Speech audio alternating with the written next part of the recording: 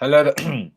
Are we live? See, these things are so confusing. I do apologize. Every time I start a live stream, it's a bit weird. Anyway, hello there, guys, and welcome back to my review of welcome back to my channel to the review of Manchester United 1, Chelsea 1. And if I'm going to be totally honest with you, I'm not really sure what to make of this. I'm really not sure what to make of this performance. Like, it's a huge point in a fight for top four, especially with obviously Spurs losing to West Ham yesterday and Arsenal, losing to Leicester today. I mean, the Spurs one doesn't really matter because we're still behind them, I guess.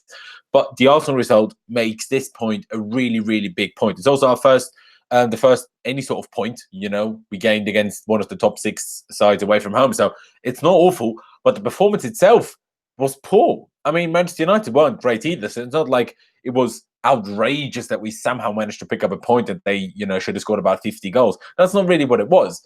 But still, we were just really bad for the most part today. Like, absolutely awful. A lot of the players, and it's quite shocking. Like, it's quite shocking. Of course, if you're new here, if you haven't subscribed to my channel just yet, please do change that. Please do subscribe.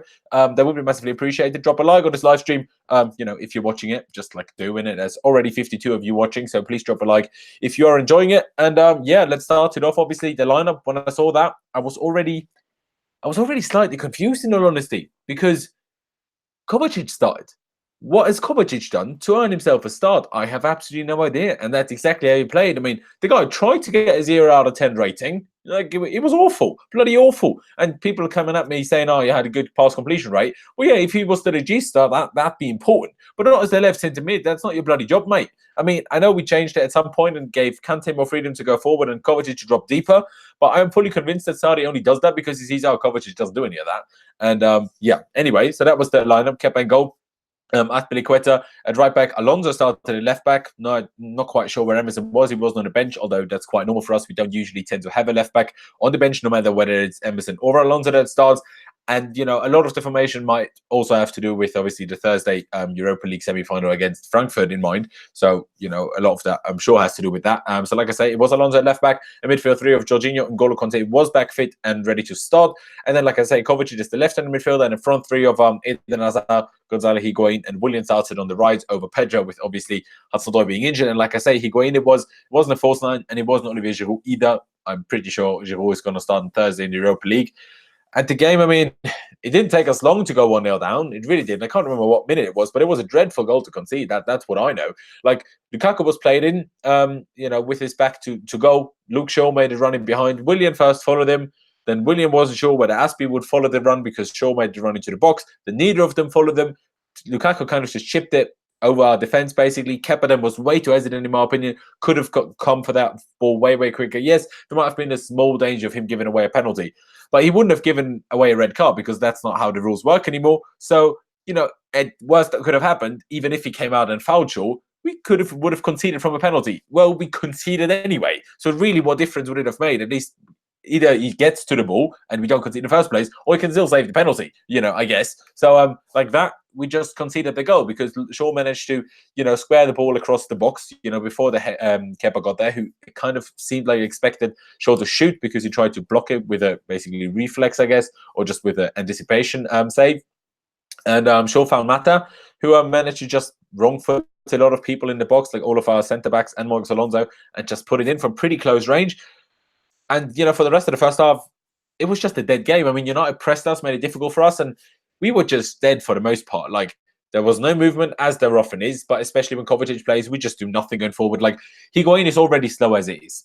And then when we have Kovacic behind him, we do nothing. Absolutely nothing. Also, Hazard is a lot worse when Alonso plays because Alonso provides a lot less help for him. Yes, Alonso scored our crucial equaliser, but general play, Alonso really harms Eden Hazard's play because he doesn't help him. He doesn't do the overlapping runs. He basically mostly stands in Hazard's way, which keeps Hazard from shooting at times or, trying something by himself, which is really frustrating to see. And the passing generally was just not good enough. It wasn't precise enough. It wasn't quick enough. But obviously, the passing not being quick enough goes back to then just not being enough movement, and it's just not good enough. We just need to stop doing that. And then close before half time, we somehow scored. Like literally, Rudiger got the ball without any sort of pressure at all. Like we were stood really high, and we just had a really high line, and tried to squeeze United in, tried to play our football. Didn't really do much of that, but we stood very high. Rudiger received the ball inside the Man United half, took maybe like 5 or 6 yards forward the ball, and then just hit it straight at De Gea. But De Gea, in the form that he's in, just let it spill. Marcus Alonso, rather than the striker, was in that position, managed to stay onside as Rudiger, let off the shot. And, Alonso got there before De Gea, and then with a superb finish. Like, you can talk about it's only a tap in and this and that, and, it's only anticipation. That finish by Marcus Alonso is top class. That is a top class finish. Like, he manages to chip that from such a tight angle against the inside of the opposite post and for it to go in from there. That is unbelievable composure. Unbelievable composure. Of course, he didn't aim for the inside of that post. He just aimed for the far side netting, I guess. But still, it's an unbelievable finish and fair play to him. And that was then pretty much half time. And in the second half, well, nothing changed. We did absolutely nothing. We did absolutely nothing. Man United, well, except for the 97th minute when Higuain missed an absolute sitter. But other than that, we did nothing. But Man United didn't do anything either. They had 1 or 2 chances. I think they had one more chance in the first half with a header from a corner that went just about wide. Then in the second half, they had another, I think, corner that Pedro thankfully managed. I can't remember who won the header, but they got a header on target, and Pedro thankfully was stood on the line and cleared it right off the line, which was obviously important, and rescued that point for us, I guess. But we didn't do anything in that second half. Obviously, we got bad luck with injuries. A lot of bad injuries in that game generally. First, Rudiger had to come off again with what I think was the same knee problem, or at least the same knee with the problem that he had the knee problem with recently that he only just came back from for this game. He had to come off for Andreas Christensen right as Loftus-Cheek was about to come on for Kovacic, which then was delayed. Then David Luiz held his groin for a bit, went down for a second and got treatment. Played on fine. Someone on Twitter said to me he did that on purpose. Not sure why he would have done that in that situation, but okay, someone said it. I don't know. Don't think so. Then Eric Bailly of Man United suffered a really horrible injury as well. Basically, Kovacic went on a run with the ball, was kind of tackled, was fouled, and then as he was tackled by a Man United player, he kind of just fell right onto Eric Bailly's knee, and that just twisted, horribly badly. It really didn't look good, and that looked like quite a serious and bad injury. So I hope he's doing all right. Like, you don't wish an injury like that upon anyone, no matter whether it's Man United, Spurs, or a team I like. So that's obviously not great. And then Willian, was basically just murdered by Marcos Rojo, who was the guy that came on for Eric Bailly. Like, the guy with a stretched out leg, studs up high, just jumped right into basically Willian's ankle. Like, at full sprint, Willian was sprinting and Marcos Rojo just flew in, and he barely got a yellow. Like, even that, it took the ref about half an hour to do that. Like, ridiculous. He should have been straight off. Like, I will keep bringing this one example up.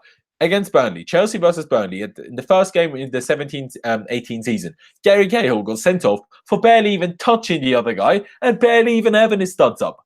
But then Marcus Rojo goes and does that and doesn't even get sent off. What is the consistency of referees in England? It is utterly ridiculous. Like, it pisses me off. It honestly does piss me off. I'm telling you, it honestly does piss me off. And what else is there to say, really? I mean, yeah, Willian then had to come off a few minutes after, was replaced by Pedro, which meant Higuain had to finish the game off, and he really wasn't good. Like, I wanted him off at half time. And, that's why you say, maybe we shouldn't just wait to bring someone in the second half, because then you can have injuries, and then you might not be able to do so, because Kovacic was even worse than Higuain, in my opinion, anyway.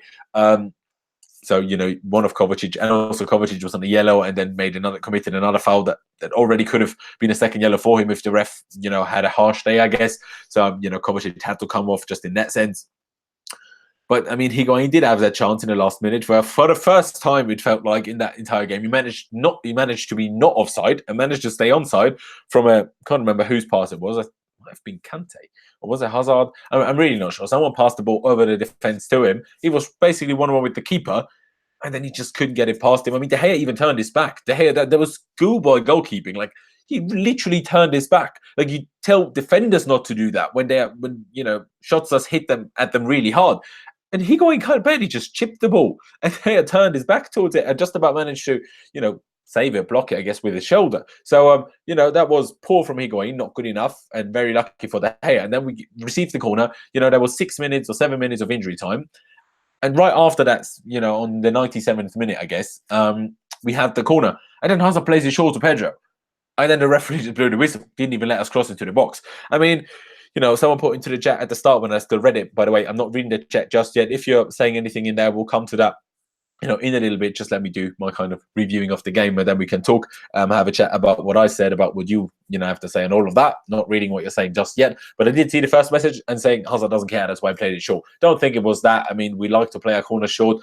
They probably just didn't think about it. And don't forget, in the stadium, you can't see what minute of injury time it is. Like, they only see 90, and then they don't see how much of injury time is played, unless I'm mistaken, unless it's different in Old Trafford. But as far as I'm aware, that's a rule. You can't have that in the ground, so the players and stuff don't know exactly how much is left to play in injury time for time wasting and all of that, I guess. So, that is that. But obviously that was stupid. Like, they should have known there was not going to be much left. So they should have just tried to cross it in. Like, even if we didn't win the header in the middle, the referee wouldn't have let United hit us on a counter. So I don't really get the point. But in the end, because Arsenal were battered 3-0 by Leicester, also got a red card that I heard was slightly unjust because the first yellow card might have been a bit harsh. I don't know. But they got battered 3-0. And now we're still in fourth. Obviously, we were in fourth before this weekend already. But we're still in fourth. We increased our gap to Arsenal by 1 point. We obviously kept the gap to Man United at 3 points. We have a much better goal difference than Manchester United, so it's kind of 4 points, if you will, because if they had the same points as us, we'd still be, clearly ahead of them. And we're only 2 points behind Spurs now. I think we're on 68 and Spurs are on 70, I think. I might be mistaken, but I think that's what I saw earlier. So it's not awful. I mean, we just have to win our last 2 games and we're good. Like, then we're calm with top 4, and that is, obviously Watford at home and then Leicester away. Watford at home, you really do expect, to win, not honestly. I mean, yes, Watford are a difficult team, more so, in my opinion, when you go to their place rather than when, they come to yours, at least for the top 6 sides, in generally speaking, if you want to say that. Leicester away, though, as proven by Arsenal today, is a tricky game. Brendan Rodgers has them playing really well. Youri Tielemans is a great player. Jamie Vardy is doing really well, again, as he does most of the time. He's just clinical and just so fast. So those will be difficult, but a point of Man United you can never complain with. But at the same time, though, Man United have been in such poor form. They haven't won a single game in April. Well, they have won 1 game in April, and that was against West Ham, which was a very, very fortunate win for them. And that didn't even have a goal from open play because it was 2 penalties that probably both shouldn't have been penalties. Now, of course, against us, they scored from open play, obviously. I mean, we're Chelsea, so what else do you expect? And I mean, in all, it was probably, I put in the title, lucky point, simply because our goal was that lucky. That's why the point is lucky. But performance-wise, it was probably just about deserved, I guess. I don't know. Maybe United deserved the points a little bit more than we did. But I don't think United deserved 3 points. If there was such a system in football where United could get 1 and we could get 0, that would probably be the most, the fairest result today. But that's not a thing in football. So I think, sharing the points is probably somewhat fair. I might be wrong here. I might be slightly biased here. But yeah, I mean, top 4 is looking decent. It is looking decent. I mean, do you really expect Arsenal and Man United to win both of their remaining games with the form Arsenal are in? Even at home, like they lost 3 games on a bounce now, and it wasn't even like the biggest of games. Like, they lost to Palace at home, which no one expected. They lost to Wolves away, which fair enough. A lot of people expected that, and now we're 3-0 battering at Leicester. Of course, I maybe thought they might drop points. I didn't think that they would lose though. So maybe a draw there, but I didn't think that they would lose, but they did. So who knows? Maybe even a draw and a win would be enough in the last 2 games for us. But let's just win them both. That would obviously be ideal. But first, we have to go to Frankfurt on Thursday in the Europa League semi-final, in the first leg of that. And it will be tough. That will be bloody tough. Like, on the choreography that they, will have on Thursday, like similar to what they had against Benfica, they're starting to work on it tomorrow. Like, a lot of them, they rented out this whole, like, bloody, I don't know. They're not the English term. You know what I mean, anyway. Like, it's going to be ridiculous. Like, the players are not just facing, a difficult opponent in Eintracht Frankfurt. They're also facing a really difficult atmosphere to play in. And at such a stage, because usually when teams like Chelsea and, the European big teams play in such atmospheres, it's like away in Turkey or whatever. In the early round of the Champions League, for the most part, maybe like a quarterfinal, like when Galatasaray got there against Real Madrid, or was it round of 16? Yes, then. But not in the semi-final stage, usually. And, it's not going to be easy for the players, I don't think. And rotation will obviously not be easy as well. Hopefully, Willian is not out long-term, because otherwise we literally have Hazard and Pedro for the only wingers for the remainder of the season, really. And Loftus-Cheek to play there if need be, I guess. And also, I hope Rudiger won't be out for too long again. I mean, I'm almost certain the way he had to limp off, and not stretch it off, but had to be supported when limping off. won't be fit in time to play on Thursday. Probably won't be fit in time to play on the Sunday after. Might be fit if we get there for Europa League final, but I'm not sure if he'll be able to play anytime sooner than that. So that is obviously not great. Christensen is a decent enough replacement, so I'm not really auto-triggered by that. Just needs a bit more game time and needs to be a bit more in sync and playing more with David Luiz for them to work better together, in my opinion. But at the end of the day, I'm not really sure what to think because the performance was poor. The result is quite good. So I don't know what to think. We just need to improve. As against Frankfurt, playing like that, we're going to get destroyed. I'm telling you that much. We're going to get destroyed if we play like this. But my hope is that with Giroud in the side, with Loftus-Cheek in the side, we'll just play better. One guy that I want to pick out that, in my opinion, played really well was Jorginho. Yes, he could sometimes try a bit more, fancy passes. But he had so many interceptions today. Absolutely top-notch positioning defensively. Absolutely top-notch. Like, I can't praise him more for it. His positioning for literally 9 times out of 10 today was unbelievable. Like, fair play to him. Really, really good. And the guy had Pashun lessons by Gary Cahill. Like, the guy works hard, works harder than everybody, tries harder than everybody, and runs more than everybody. Like, unbelievable. Fair play. I said maybe not everybody, but pretty much everybody in the team. So fair play to him. I think you can only give Jorginho credit. He might not always have the best games. He might, still struggle because the other players around him are still struggling with the system, which I think would be a lot better next season if Sarri was to stay. So that is the positive. But you can never, discredit Jorginho's effort. Like, you can never discredit that. That's why the hate he gets from fans triggers me so much, because they always say, oh, when they're not that good, I can deal with that, because they want bloody Gary Cahill and Marcos Alonso to play, a lot of them. But at least they put an effort in, they put a shift in. That's exactly what Jorginho does literally every single game, whether he's booed or not, whether we're winning or not, whether we're losing, it doesn't matter. Away from home, at home, he always puts in a shift, and fair play to Jorginho for that. I'm not going to come to your guys as, whatever you're saying in the chat. I'm just going to pop it out so I can read it better. Again, guys, if you're watching this and you haven't subscribed to my channel already, please do subscribe. I'd massively appreciate that. Also, drop a like on this live stream if you're enjoying it. And yeah, so let's see what we can see in this chat now. Higuain was awful today. Had no idea another striker could be offside more than Morata in a single match. Yeah, pretty much. I mean, he was on for the last one and then he missed that one. Like, if he is onside there, like if he scores that, no one cares. Then we win at Old Trafford in 97th minute and we'd all be going bloody ballistic and he'd be my thumbnail and all sorts. But yeah, it is frustrating that it's always offside. It's because he's slow. That's what makes it more annoying for me with Morata, because Morata isn't slow at all, but then he's still offside. Like, he can afford not to be offside. Someone like Higuain needs to be on the very, very, very, very edge of being offside to still get there. Morata doesn't necessarily have to do that. So it's triggering. But yeah, and it was really annoying in the sense that, we couldn't really take Higuain off because after an hour, he's just done. He's just absolutely done. I mean, he just doesn't really run a lot first half. But then second half, after an hour, he just gets awful, absolutely awful. And yes, someone said that on Twitter as well. Marcos Alonso should probably play up front for us. Like, it's a decent enough option. The guy can score. He can win a header, probably better at it than crossing. So, and I'll admit it, so far, Higuain really has been as good as I hoped for him to be.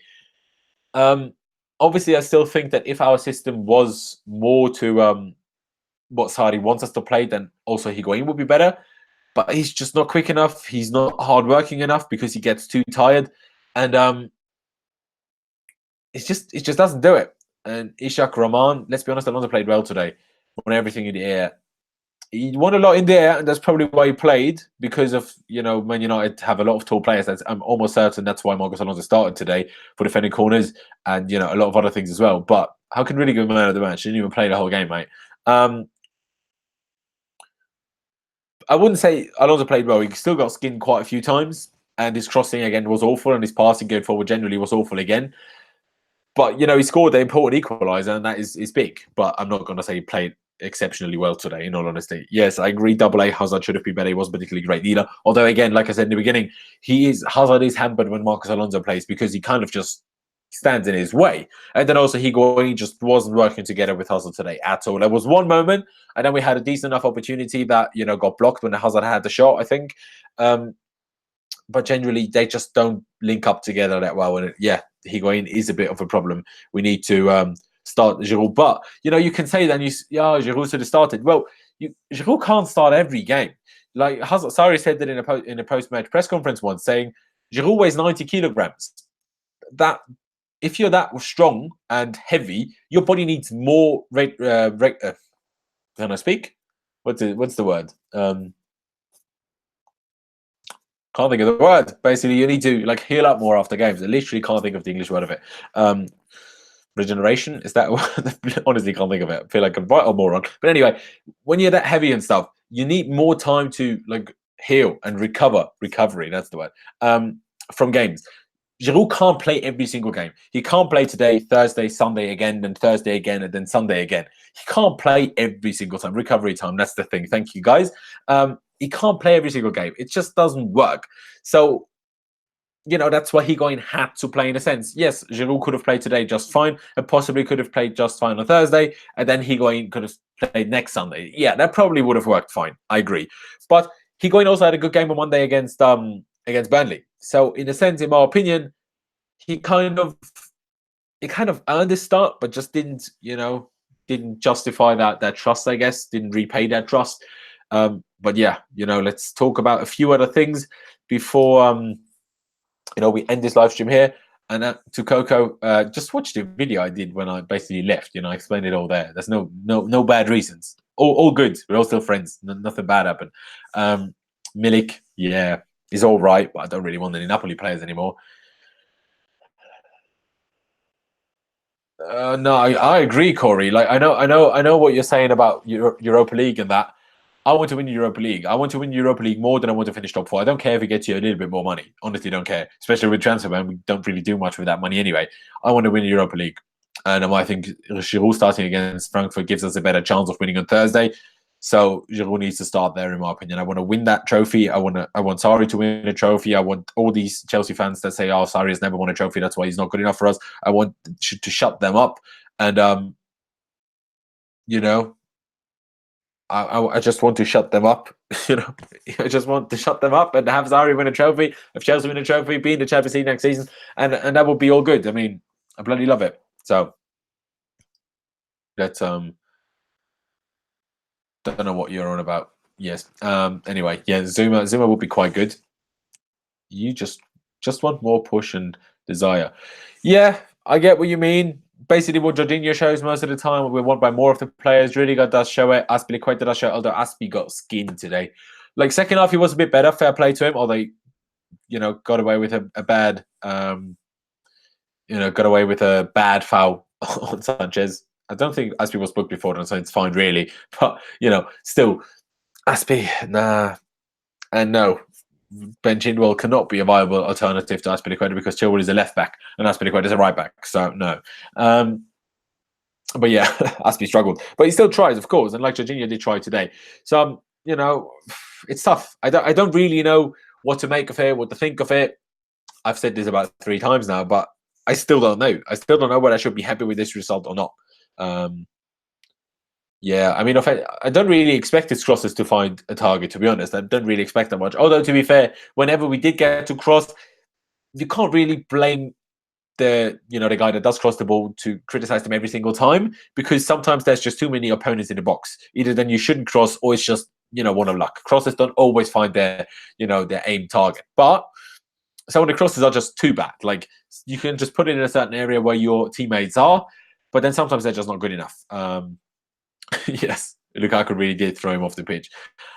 Bloody hell. I mean, Prince, we don't even bloody know whether we can sign anyone. So let's not talk about any of those things, for now. Let's not talk about any of that.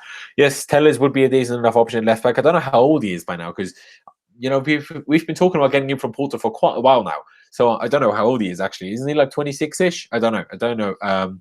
100%. And no, Corey, my camera isn't poor at all. That is simply the upload data when the upload speed of my Wi-Fi when you do a live stream. It's just, sadly what he does. I'm really sorry. There will be a proper video at some point this week. Will we win the Europa League? I do bloody hope so. Yes. Thank you for watching again. Again, everybody, I have to say this. Subscribe if you haven't already. Drop a like on this video. There's 93 people watching currently and 46 likes. So a lot of you, just drop a bloody like, because why not? Stop not doing it. Do you know what I mean? Like, just do it. And but yeah. Oh, sorry. Oh, sorry. Yes. Poor cameraman. That's what you mean. Yeah. I agree. Proper knocked him out. Yeah, I agree. Schreien. Did I somehow get that right? Loftus-Cheek, Pedro, and Giroud will start against Frankfurt. That is properly correct. But yeah, I'm just gonna leave it there. David Luiz, he was decent enough, I guess. Yes, David Gea was pretty good for us, I guess. What I don't get is the way David Gea is really nervous at the moment, just not full of confidence. I don't understand why we didn't try to shoot more. Yes, we had a couple late on that got blocked by Hazard especially, but we should have just tried to shoot more. Like, De Gea seemed so nervous and so out of it. Just hit the guy with some shots. Either lets them spill, or he just lets them, spill through, or just lets them spill for like the first goal for Alonso. So we should have just tried that. I don't agree. I don't think it's a red card by Aspilicueta, because there was a clear attempt for the ball. And Sanchez's foot wasn't on the ground, unlike Williams. So the danger of an injury is very, very different.